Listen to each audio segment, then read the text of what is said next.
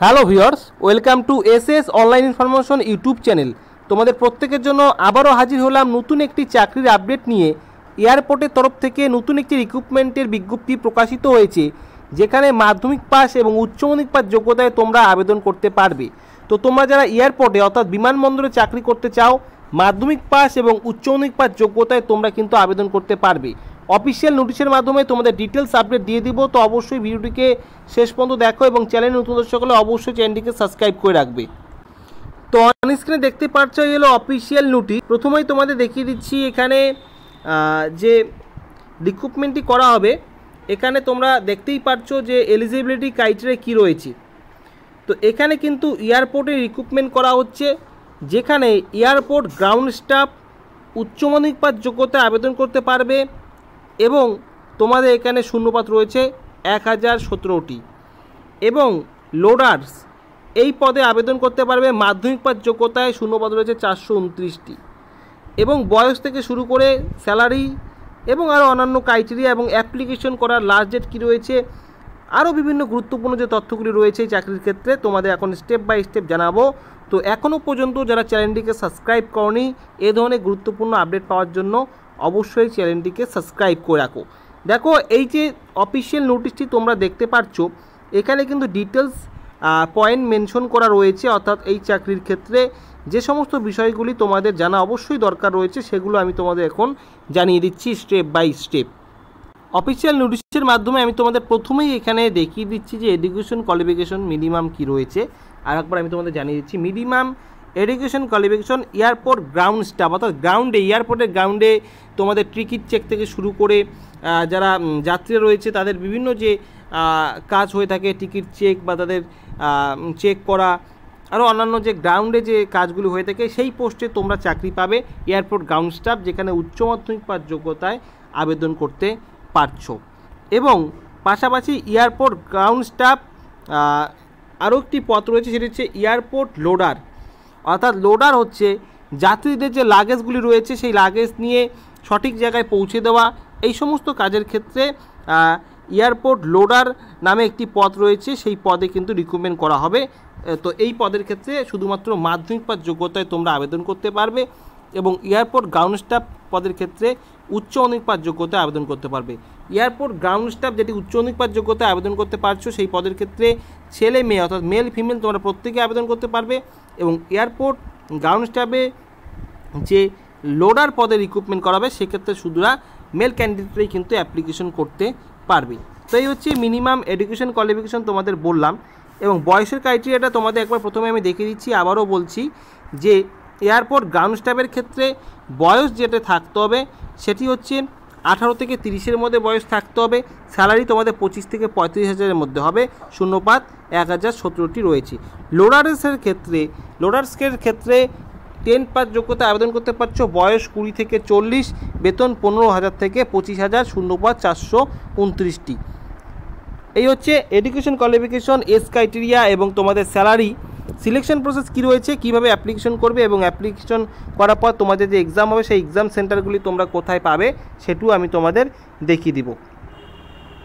তো এখন দেখিয়ে দিচ্ছি এখানে যে সিলেবাস রয়েছে, রিটেন এক্সাম হবে। দেখো রিটেন এক্সামে কী বলা রয়েছে, এখানে তোমাদের সিলেকশন প্রসেসের ক্ষেত্রে রিটেন এক্সাম হবে। যে বিষয়গুলি থেকে পরীক্ষা নেওয়া হবে তোমাদের জেনারেল অ্যাওয়ারনেস, অর্থাৎ তোমাদের তারপরে এখানে রয়েছে ইংলিশ নলেজ, অ্যাভিয়েশন নলেজ এবং অ্যাপটিটিউড অ্যান্ড রিজনিং। তো এই বিষয়গুলি থেকে কিন্তু তোমাদের কোশ্চেন আসবে। প্রতিটি পেপার থেকে 25, 25, 25, 25, অর্থাৎ 100 নম্বরের পরীক্ষা হবে 4টি পেপার থেকে, যেখানে 90 মিনিট সময় পাবে এবং তোমাদের কিন্তু এখানে প্রতিটি সাবজেক্টে 25 নম্বর করে আছে, সেটি কিন্তু বলা হয়েছে।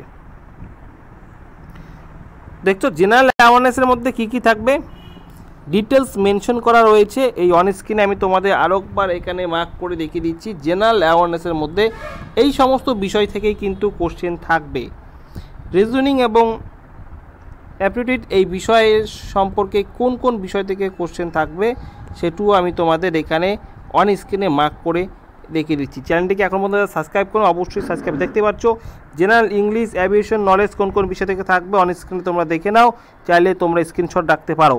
এবং অন স্ক্রিনে তোমাদের হোয়াটসঅ্যাপ নাম্বার দিয়ে রাখছি, তোমরা বিভিন্ন রকম চাকরির আপডেট খুব সহজেই পেয়ে যাবে। তোমরা হোয়াটসঅ্যাপে হাই লেখো, আমি তাহলে তোমাদের খুব সহজেই দিয়ে দিতে পারবো।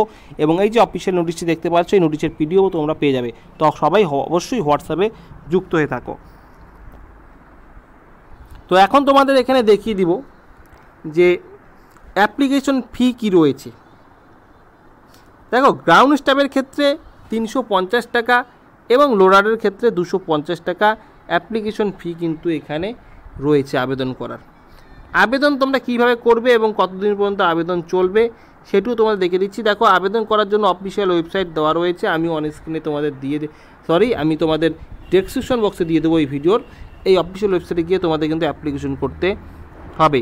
এবং অ্যাপ্লিকেশন এখানে যে পোর্টালটি রয়েছে সেই পোর্টালে তোমরা অ্যাপ্লিকেশন করার জন্য লাস্ট যে সময় পেয়ে যাবে, অর্থাৎ 21শে সেপ্টেম্বর পর্যন্ত তোমাদের অ্যাপ্লিকেশন নেওয়া হবে, তারপর আর কোনো অ্যাপ্লিকেশন নেওয়া হবে না। এখানে কিন্তু মেনশন করে দেওয়া হয়েছে, তোমরা দেখে নাও। অর্থাৎ অনেকটাই সময় পেয়ে যাচ্ছ অ্যাপ্লিকেশন করার জন্য। এই সময়ের ভিতরে তোমরা কিন্তু অনলাইনে অ্যাপ্লিকেশন সাবমিট করে রাখবে। টোটালি কিন্তু এখানে অনলাইনে অ্যাপ্লিকেশন হবে। তোমাদের যারা গ্রাউন্ড স্টাফ উচ্চ নিপাত যোগ্যতায় পদের ক্ষেত্রে আবেদন করবে, তোমাদের রিটেন এক্সাম এবং ইন্টারভিউ হবে। এবং যারা লোডার্সের ক্ষেত্রে আবেদন করবে তাদের ক্ষেত্রে শুধুমাত্র রিটেন এক্সামের উপর ডিপেন্ড করেই কিন্তু তাদের রিক্রুটমেন্ট করা হবে। এই হচ্ছে সিলেকশন প্রসেস, তোমাদের জানিয়ে দিলাম। অ্যাপ্লিকেশন ফি কী রয়েছে, কীভাবে আবেদন করবে এবং আবেদন করার লাস্ট ডেট কী রয়েছে সেটিও তোমাদের জানিয়ে দিলাম। পাশাপাশি কোন কোন জেনারেল নলেজ কী কী বিষয় এখানে রয়েছে, সেখান থেকে কী ধরনের কোশ্চেন আসবে বা কোন বিষয় থেকে প্রশ্ন হবে সেটিও জানিয়ে দিলাম। এখন দেখাচ্ছি এক্সাম সেন্টার। দেখো, ওয়েস্ট বেঙ্গলের ক্ষেত্রে তোমরা যারা আবেদন করবে, তোমাদের যে সমস্ত সেন্টারগুলি পেয়ে যাওয়ার সবথেকে বেশি সম্ভাবনা রয়েছে সেটি হচ্ছে কলকাতা, শিলিগুড়ি, ভুবনেশ্বর, রাঁচি। ঝাড়খণ্ড, উড়িষ্যা, ওয়েস্ট বেঙ্গল থেকে যারা আবেদন করবে তাদের এক্সাম সেন্টারগুলি এই সমস্ত জায়গা হবে। ওয়েস্ট বেঙ্গলের ক্ষেত্রে বেশিরভাগটি কিন্তু কলকাতা, শিলিগুড়িতেই হবে। তাই হচ্ছে এক্সাম সেন্টার, বিভিন্ন স্টেট ওয়াইজ এখানে এক্সাম সেন্টারগুলি মেনশন করে দেওয়া হয়েছে। তো এই চাকরির ক্ষেত্রে কারা তোমরা ইন্টারেস্টেড রয়েছে অবশ্যই তোমরা কমেন্ট করে জানাবে। ভিডিওটি ভালো লাগলে অবশ্যই লাইক করবে। যে কোনো জিজ্ঞাসা থাকলে অবশ্যই তোমরা কমেন্ট বক্সে কমেন্ট করে জানাও, আমি কিন্তু রিপ্লাই দিয়ে দেবো। সেই সাথে অন স্ক্রিনে হোয়াটসঅ্যাপ নাম্বার তোমাদের দিয়ে রেখেছি, তোমরা চাইলে হোয়াটসঅ্যাপে অ্যাড হয়ে থাকতে পারো। হোয়াটসঅ্যাপে জাস্ট হাই লেখো, তাহলে পরবর্তীতে বিভিন্ন গুরুত্বপূর্ণ চাকরির আপডেট তোমরা কিন্তু খুব সহজেই পেয়ে যাবে। এবং বিভিন্ন রকম ম্যাটেরিয়াল বা পিডিএফ সম্পর্কিত যে বিষয়গুলি থেকে থাকে সেই বিষয়গুলো তোমরা খুব সহজেই কিন্তু পেয়ে যাবে। তো এয়ারপোর্টের তরফ থেকে আইজিআই এভিয়েশন সার্ভিস লিমিটেড, এটি কিন্তু একটা প্রাইভেট জব। এই যে এয়ারপোর্টটা তোমরা দেখতে পাচ্ছ, এটি private airport. IGI aviation service private limited, তাদের তরফ থেকে এই রিক্রুটমেন্টটি করা হচ্ছে, যেখানে তোমাদের দেখিয়ে দিলাম শূন্যপদ কী রয়েছে। 2 ধরনের পোস্ট রয়েছে এবং যোগ্যতা ডিটেলস তোমাদের জানিয়ে দিলাম। আরও কিছু যদি জানার থাকে তো অবশ্যই কমেন্ট করে জানিয়ে দিবে। আজকে এই পর্যন্ত, আগামীতে আসি নতুন কোনো চাকরির আপডেট নিয়ে। আজকে ভিডিওটি সম্পূর্ণ দেখার জন্য তোমাদের অসংখ্য ধন্যবাদ।